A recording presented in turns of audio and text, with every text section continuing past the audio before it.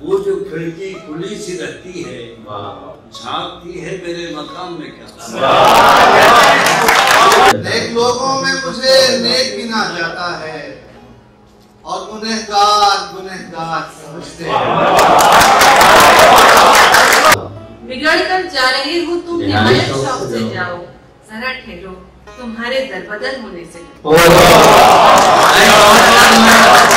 मेरी आँखों में जागता है वो, उसकी आँखों में सो चुका हूँ मैं।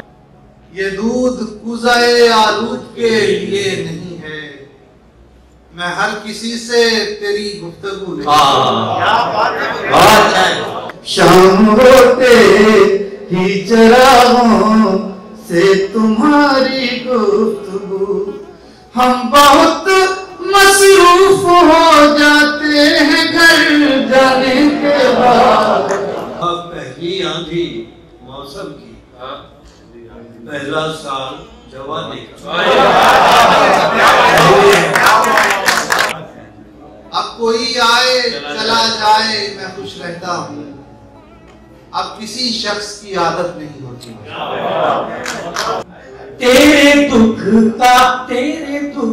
का इलाज है सोना, मेरे हर दर्द की दवा मीठी।